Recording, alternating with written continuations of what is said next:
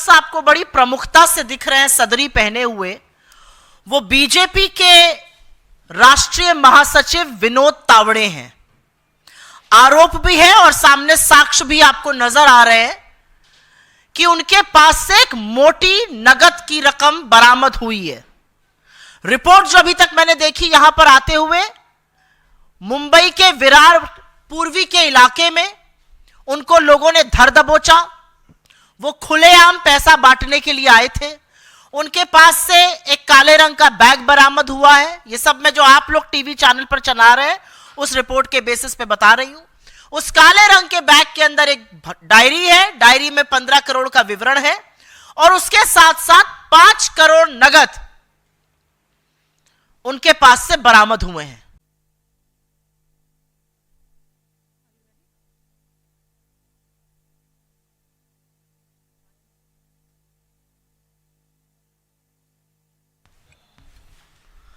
आप सबको मेरा नमस्कार।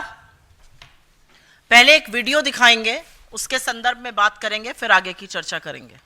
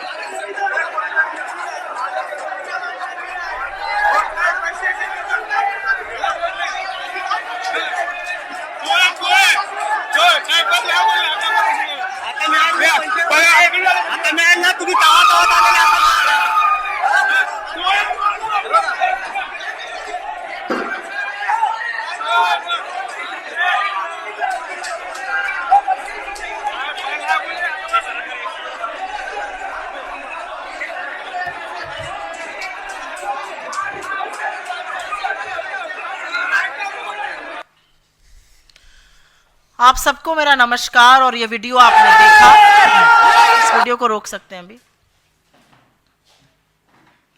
इस वीडियो में जो शख्स आपको बड़ी प्रमुखता से दिख रहे हैं सदरी पहने हुए, वो बीजेपी के राष्ट्रीय महासचिव विनोद तावड़े हैं। आरोप भी है और सामने साक्ष्य भी आपको नजर आ रहे हैं कि उनके पास से एक मोटी नगद की रकम बरामद हुई है। रिपोर्ट जो अभी तक मैंने देखी यहां पर आते हुए, मुंबई के विरार पूर्वी के इलाके में उनको लोगों ने धर दबोचा। वो खुलेआम पैसा बांटने के लिए आए थे। उनके पास से एक काले रंग का बैग बरामद हुआ है। ये सब मैं जो आप लोग टीवी चैनल पर चला रहे हैं उस रिपोर्ट के बेसिस पे बता रही हूं। उस काले रंग के बैग के अंदर एक डायरी है। डायरी में 15 करोड़ का विवरण है और उसके साथ साथ 5 करोड़ नगद उनके पास से बरामद हुए हैं। यह पैसा चुनाव के महज कुछ घंटों पहले क्यों बांटा जा रहा है, क्यों लेकर आए हैं, यह एक सवाल है। लेकिन उससे बड़ा सवाल यह है कि कानून और नियम यह कहता है कि चुनाव प्रचार थम जाने के बाद 18 नवंबर शाम 5 बजे चुनाव प्रचार थम गया।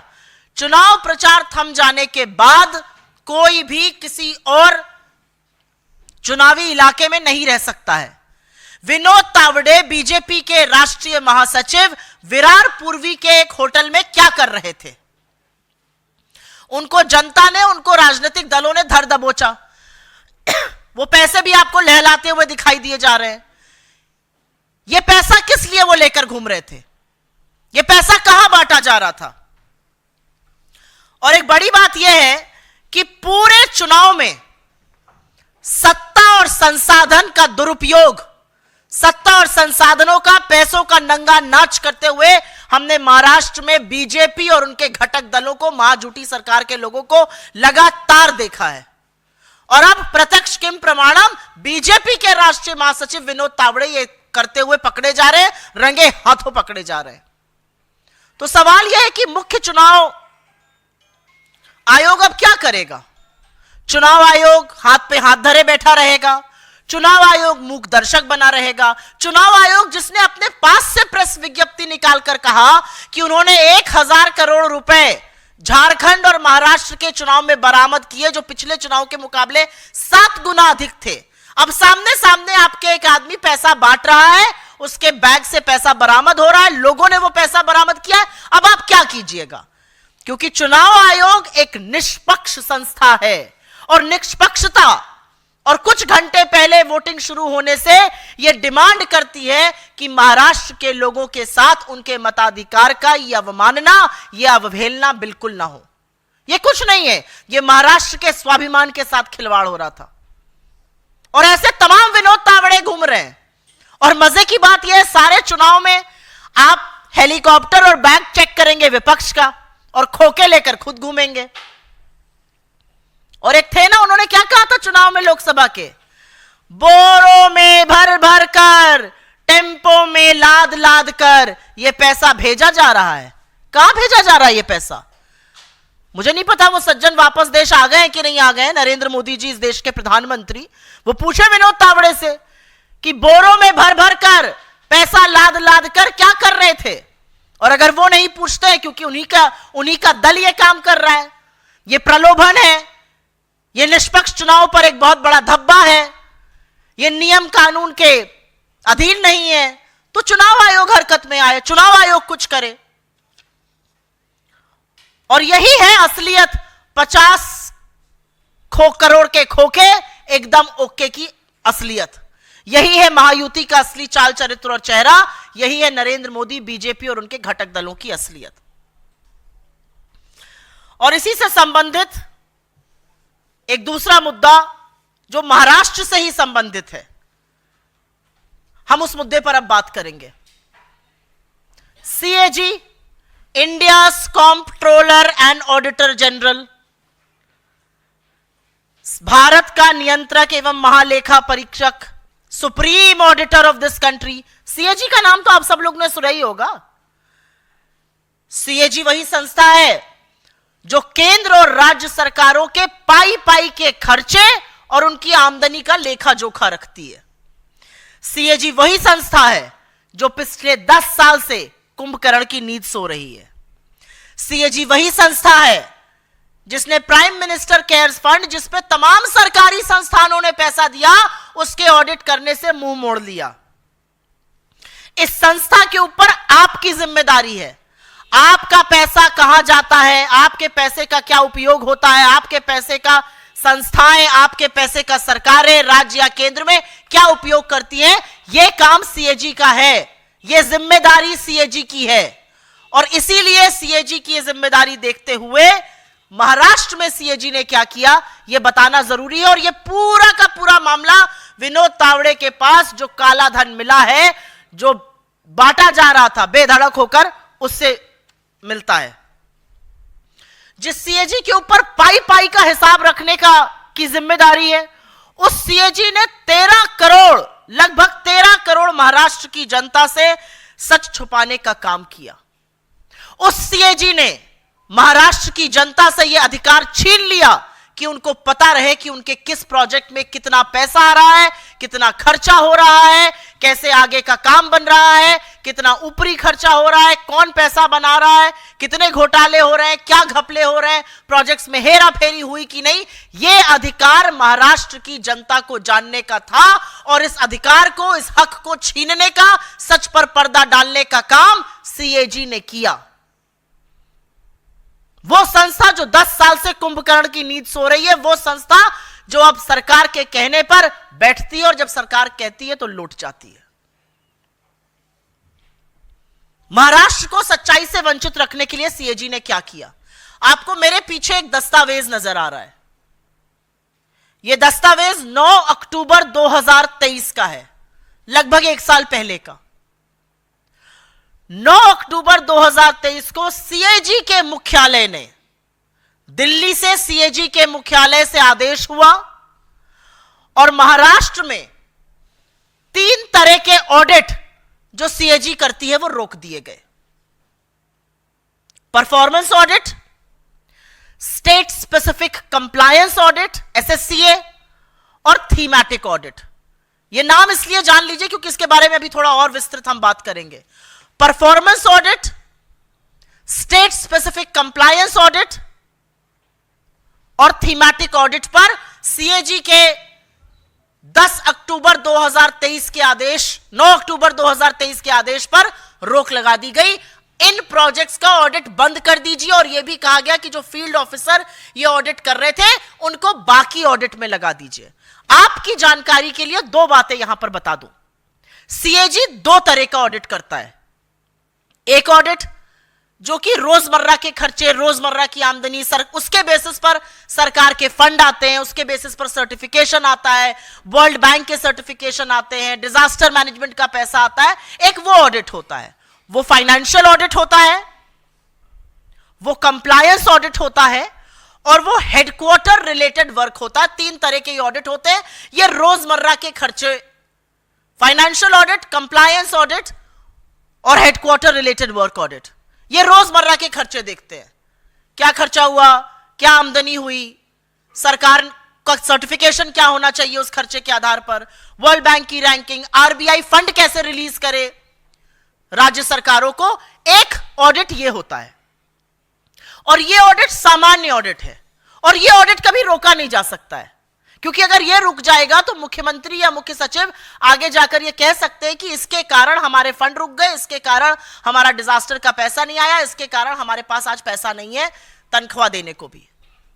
एक ये ऑडिट होता है, ये सामान्य ऑडिट है, इसमें कोई असहज सच सामने नहीं आता है क्योंकि इसमें कुछ असहज होता भी नहीं है। लेकिन दूसरा ऑडिट जिसका मैंने अभी जिक्र किया, performance audit, state specific compliance audit और थीमैटिक ऑडिट, ये चूज किया जाता है हम किस प्रोजेक्ट का ऑडिट करेंगे, हम किस बेसिस पर इसका ऑडिट करेंगे, इनको ऑडिट करके हमें क्या पता चलेगा। और यह बड़ा ऑडिट होता है। इस ऑडिट में अनियमितताएं, इस ऑडिट में घपले, इस ऑडिट में घोटाले, इस ऑडिट में बड़े परेशान, दिक्कत करने वाले असहज सच, वो सब सामने आते हैं। असल में इस ऑडिट में सरकार की पोल खुलती है और सरकार शर्मिंदा भी होती है। तो एकदम से जब चुनाव के मुहाने पर महाराष्ट्र आया, जब 13 करोड़ जनता को फैसला करना था अगली सरकार किसकी होगी, तो ऑडिट को रोक दिया गया। यह प्रोजेक्ट स्पेसिफिक होता है और इसका चुनाव भी सीएजी बड़े तरकीब से करती है। सीएजी देखती है, यह प्रोजेक्ट आइडेंटिफिकेशन कहा जाता है। जनवरी के महीने में आसपास प्रोजेक्ट आइडेंटिफाई किया जाता है कि किस प्रोजेक्ट का हम स्पेशल ऑडिट करेंगे। वो पीडब्ल्यूडी रिलेटेड हो सकता है, वो हेल्थ रिलेटेड हो सकता है, वो किसी भी डिपार्टमेंट रिलेटेड हो सकता है, लेकिन ये स्पेशल ऑडिट होता है। जनवरी के महीने में ये डिसाइड होता है कि किन प्रोजेक्ट्स का आइडेंटिफिकेशन होगा। उनका डिसीजन करने के बाद उस पर ऑडिट शुरू होता है। ये ऑडिट अखबार की सुर्खियों पर भी निर्धारित होता है। अखबार में कोई रिपोर्ट छपी जिसमें कुछ अनियमितताएं हैं किसी डिपार्टमेंट में, किसी प्रोजेक्ट में, किसी पुल, सेतु, किसी चीज को लेकर, उसके बेसिस पर होता है। कहीं पे फ्रॉड की कोई खबर आई, कहीं पे कोई कंप्लेन आई, उसके बेसिस पर भी सीएजी कर सकता है। लेकिन ये प्रोजेक्ट आइडेंटिफिकेशन जनवरी के महीने तक हो जाता है। और आप सब लोग जानते हैं कि सीएजी का जो ऑडिट है, सीएजी की जो रिपोर्ट है, वो एक टाइम बाउंड तरीके, एक समय अवधि में होकर तैयार होनी होती है। और सीएजी अपनी ज्यादातर रिपोर्ट 2 टाइमलाइन को ध्यान में रख के तैयार करता है। पहली कि वित्तीय वर्ष खत्म होने से पहले रिपोर्ट बन जाए, जिससे सदन के पटल में, दिल्ली में और विधानसभाओं में उसको रखा जा सके। तो वित्तीय वर्ष के अंत मतलब मार्च के पहले पहले। और दूसरी एक टाइमलाइन जिसका ध्यान सीएजी अमूमन रखता है, वो है बजट डिस्कशन को लेकर, बजट डिस्कशन के पहले बन जाए। तो जनवरी के आसपास प्रोजेक्ट्स आइडेंटिफाई होते हैं, 8-9 महीने, 10 महीने उस पर काम चलता है। नवंबर दिसंबर आते आते रिपोर्ट, फील्ड वर्क, उस पर सब खत्म होने लगता है और दिसंबर के आसपास, नवंबर दिसंबर के आसपास रिपोर्ट फाइनल होकर सीएजी चीफ के पास उनके सिग्नेचर के लिए चली जाती है, क्योंकि बिना उसके वो प्रकाशित नहीं हो सकती है, बिना उसके वो सदन में रखी नहीं जा सकती है। तो जो जनवरी 2023 में प्रोजेक्ट आइडेंटिफाई हुए महाराष्ट्र में, जिनका 10 महीने ऑडिट हुआ, ऐसा क्या हुआ कि उनको अक्टूबर 2023 में लगाकर यह बोल देना पड़ा कि यह काम स्थगित करिए और इन फील्ड ऑफिसर्स को जो साधारण ऑडिट है उसमें लगा दीजिए? ऐसे कौन से प्रोजेक्ट्स थे? हमारी जानकारी के अनुसार उसमें समृद्धि प्रोजेक्ट है, उसमें पीडब्ल्यूडी से काफी रिलेटेड प्रोजेक्ट्स है, लेकिन हमें यह नहीं पता कि किन किन प्रोजेक्ट्स को यह ऑडिट स्टॉप किया गया। लेकिन सवाल तो यह है कि इतने लेट 10 महीने बाद जब रिपोर्ट बिल्कुल तैयार थी, आपने किस प्रोजेक्ट का ऑडिट और किसके कहने पर बंद किया? तो इसमें कुछ सवाल हैं, और सवाल यह है कि महाराष्ट्र में सीएजी का ऑडिट क्यों रुका? महाराष्ट्र में सीएजी का ऑडिट रोकने के पीछे क्या कारण था? महाराष्ट्र में सीएजी का ऑडिट किसके कहने पर रुका? महाराष्ट्र के सीएजी ऑडिट रुकने से वो कौन से असहज सच थे, वो कौन सी अनियमितताएं थी, वो कौन से घोटाले थे, वो कौन से घपले थे जिन पर पर्दा डाला गया? 50 खोखे एकदम ओके वाली सरकार की वो कौन सी काली करतूतें हैं, और उनको बचाने की कुत्सित प्रयास क्यों और किसने किया? क्या महाराष्ट्र को यह जानने का हक नहीं है कि किसी प्रोजेक्ट की लागत क्या है, उसका कॉस्ट ओवररन कितना है? 100 करोड़ लागत है, वो 150 करोड़ पे क्यों बन रहा है? उसमें किसने पैसा खाया, पैसा कहां गया, किसने घोटाला किया, किसने घपला किया? क्या महाराष्ट्र की जनता को चुनाव के पहले यह सच जानने का हक नहीं है? सवाल इस बात का है। महाराष्ट्र की जनता को उनके वाजिब हक से वंचित क्यों रखा गया? और यह कौन नहीं जानता है कि महायुति की सरकार ने किस किस तरह के घोटाले, किस तरह के घपले, किस तरह का भ्रष्टाचार सत्ता काबिज करने के लिए, सत्ता में बने रहने के लिए, सत्ता हासिल करने के लिए किया? यह क्यों ना मैं इस मंच से कहूं कि यह चोरी की सरकार जो विधायकों की नीलामी, उनकी खरीद फरोख्त से बनी थी, उसमें यही सबसे पैसा लूट खसोट करके लगाया गया था। ये जो विनोद तावड़े पैसा बांटते घूम रहे हैं, वोट पड़ने के कुछ घंटे पहले बीजेपी के राष्ट्रीय महासचिव, वो इन्हीं घोटालों से पैसा निकला है, और इन घोटालों पर पर्दा डालने का काम किया गया है। सीएजी को किसने बाध्य किया कि सीएजी ये घोटाले ना दिखाए? सीएजी को किसने बाध्य किया कि रिपोर्ट जब अपने बिल्कुल फाइनल फ्रूशन तक आ गई थी, इसको बंद कर दिया जाए? और जैसा कि मैंने शुरू में कहा, चुनाव आयोग एक निष्पक्ष संस्था है। 1000 करोड़ रुपए का पैसा इस बार बरामद किया गया है महाराष्ट्र और झारखंड से, जो 2019 के मुकाबले 7 गुना है। तो यह क्यों ना पूछा जाए कि इन प्रोजेक्ट्स का हवाला देकर काली करतूतों को छुपाने का काम किसने किया, क्यों किया, क्या घोटाले छुपाए गए? I will very briefly make a statement in English. You have already seen a video of Vinod Tavade. He is the National General Secretary of the BJP. He was found in Virar east of Mumbai. He is not a voter of there. He has no business to be there. According to the rules and regulations, no outsider can be in a constituency which is going to voting. What was he doing in a hotel in Virar East with 5 crore rupees in cash and a diary that has entries of almost 15 crore rupees? Who was he distributing this cash to? Why was this cash being distributed? Why is the Election Commission quiet up until now, at least when I came in to do this press conference? We have seen the kind of money power that has been put to abuse in the Maharashtra Assembly elections. We have seen the kind of money that has exchanged hands. We have seen how this government came into being by stealing a popular mandate, by openly horse trading and buying MLAs, and which is exactly what we are seeing in motion right now. This undermines the vote of Maharashtra, this undermines the people of Maharashtra, and Maharashtra will not take this lying down. But it all connects to what I'm going to tell you next, and that is the CAG. CAG, which is India's chief auditor, CAG that has the responsibility for auditing and making the state and the central government and enterprises accountable for every penny that they spend or they earn. And this very CAG has been quiet for the last 10 years. This very CAG seems to have gone into a slumber for the last 10 years. This very CAG has refused to even audit the Prime Minister Cares Fund, which has money that has come in from public sector enterprises.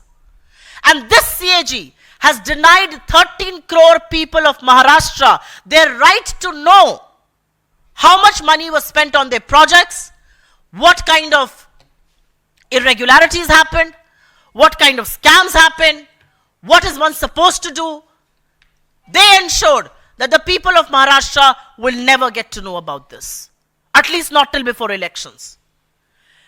Because the CAG and the document behind me will tell you in just a bit that on the 9th of October 2023, the CAG instructed Maharashtra to stop the audit that was being carried out for projects. This was performance audit, the state-specific compliance audit, and the thematic audit. Audit which is special in nature, audit which sometimes reveals very uncomfortable truth, audit which embarrasses governments for cost overruns, for money that is not accounted for scams that are unearthed. It is this audit that does that. Because the other audit, which is the financial audit, compliance audit, and the headquarter related work audit, is a simple audit which basically decides certification, which decides World Bank ranking, which decides how will RBI release how much funds to these states. And that cannot be stopped. Why was this stopped? Projects are decided in January. It takes about 9 to 10 months for field officers and audits to happen. In the month of November and October, these reports are prepared. November and December, these reports are prepared. And with the final signature of the chief auditor, it is placed and tabled in Parliament and in state legislatures. What was the uncomfortable truth that came to light to the CAG for which these audits were stopped in October 2023? And questions will be raised. Because does Maharashtra not have the right to know the cost of its projects, cost overruns, the scams, the irregularities? Who stopped CAG from doing these audits? What was the uncomfortable truth that was being hidden and concealed by stopping these audits? And the reality is, why must I not connect what happened today with Vinod Tawade, what has happened all through the Maharashtra campaign? Brazen, absolutely brazen use of money, muscle power, and every institution at their behest. Why must I not connect the fact that money from these projects was brazenly stolen and used to buy a popular mandate, was used to destabilize a popularly elected government, was used for all kinds of horse trading of MLAs? That is a very serious question that the Election Commission needs to look into. The Election Commission can no longer look the other way. An office bearer, and no less than the National General Secretary of the BJP, has been caught red-handed with wads of cash around him. The Election Commission cannot be a mute spectator. It needs to act. It needs to show that it's independent. And that's what we demand from this very platform. आपके सवालों का स्वागत है. अगर सवाल इसी से जुड़े रहें तो मैं अनुग्रहित रहूंगी. आप बैकग्राउंड चेंज कर सकते हैं. जी.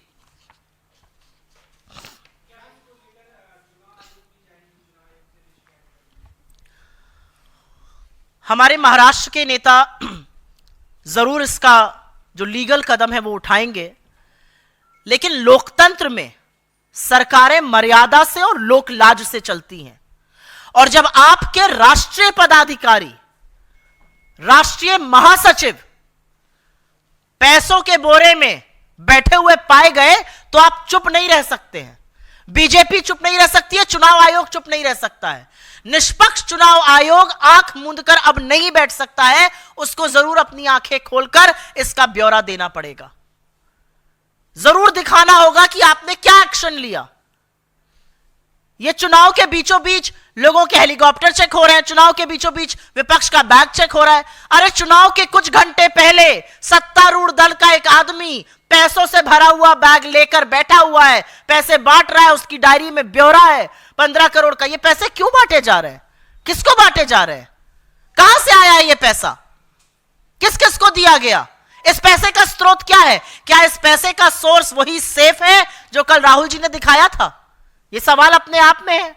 तो हम क्या करेंगे लीगली, वो तो एक सवाल है, लेकिन लोक लाज, मर्यादा और निष्पक्ष चुनाव आयोग क्या करेगा, ये दूसरा सवाल है। और महाराष्ट्र के सामने दूध का दूध और पानी का पानी हो गया है कि आपके मताधिकार के साथ खिलवाड़ करने वाले फिर से वो करने की कोशिश कर रहे हैं। और महाराष्ट्र छत्रपति शिवाजी की भूमि है, बाबा साहब अंबेडकर की भूमि है, फूले की भूमि है, शाहू जी की भूमि है, बहुत बड़ा सबक सिखाएगा।